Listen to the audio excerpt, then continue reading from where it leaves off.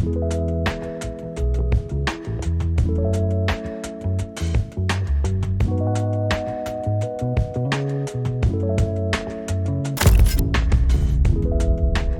everyone, welcome back to the channel. My name is Rand, and in this video we'll be reviewing the new Apple TV 4K 2022 and comparing this model to the 2021 version. Now, I've been using the 2021 model since it came out, so I'm curious to see and share if there are any significant changes. If you're on the fence deciding which model to get, then this video is for you.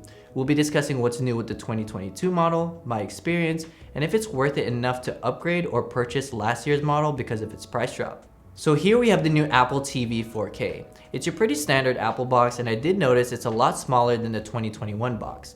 Now, one of the things I absolutely love about these new Apple TVs is the design. I really like the matte black finish on the top and bottom, but I wish the whole housing was just matte black. The sides are glossy, which means it's prone to fingerprints, which looks gross if you have sweaty hands like me, but it's not a big deal since this is stationary most of the time. Here's a direct comparison of the 2021 version and this year's version. Right away, you can notice the size difference. The 2022 version is smaller and lighter, while last year's version is bigger and has a fan underneath, which makes it heavier. The new version is a lot sleeker, and I actually prefer just the Apple logo without the TV lettering on the 2021 version. On the back of the new Apple TV, you have two ports, one to plug in your power cable and an HDMI 2.1 port. Now, I have the Wi-Fi only Apple TV, so I don't have an Ethernet port like last year's model.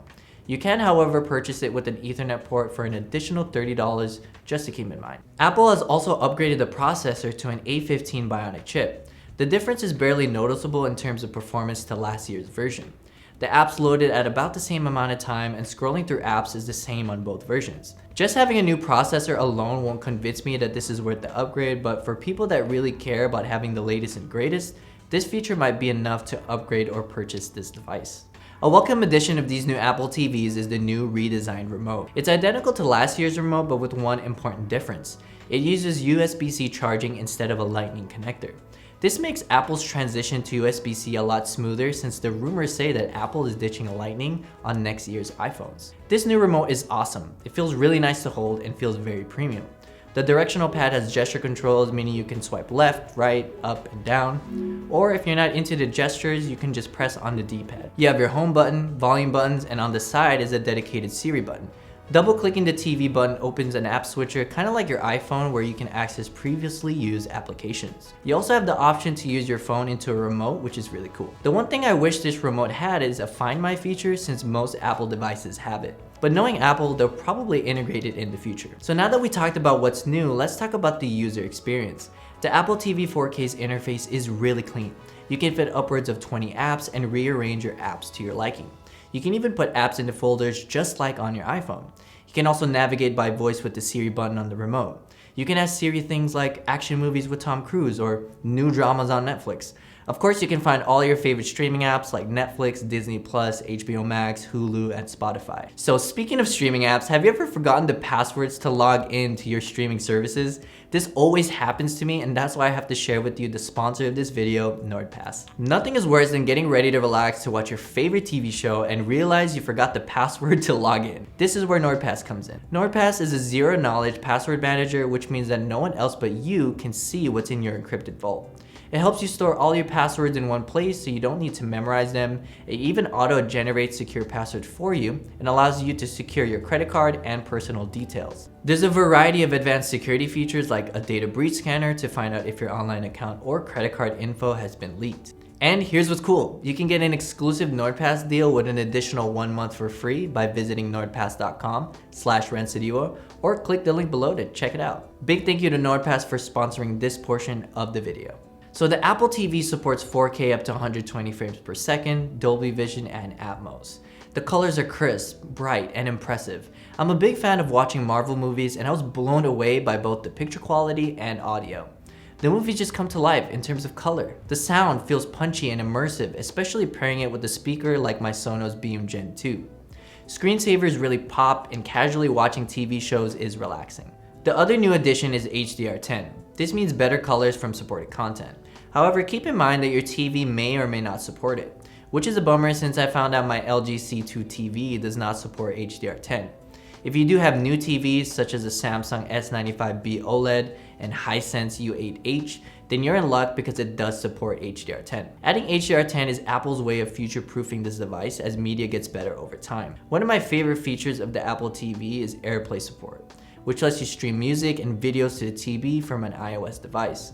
I specifically use it in conjunction with my MacBook when I want to work in the living room.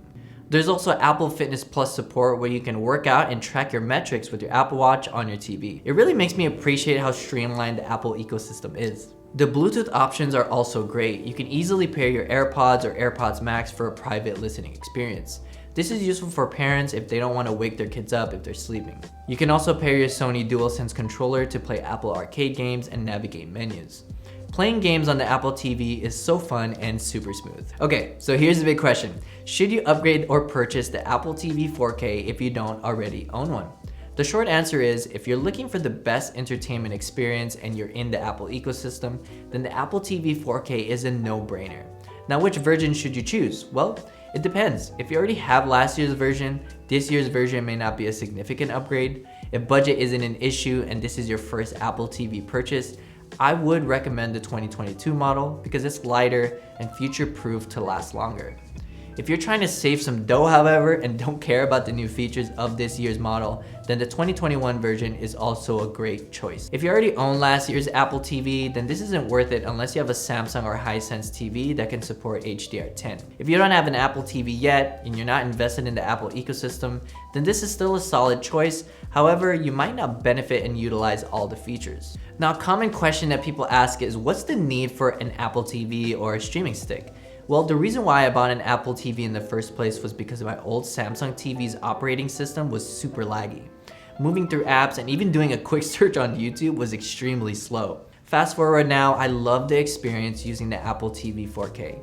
I can use Siri to quickly access apps and shortcuts, and because I own Apple products already, the features and support for this makes the user experience even better. So that just about wraps up our video. Are you guys thinking of picking up an Apple TV? If so, which model are you guys choosing? Let me know down below.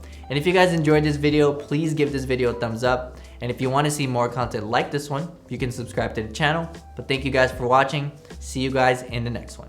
Peace.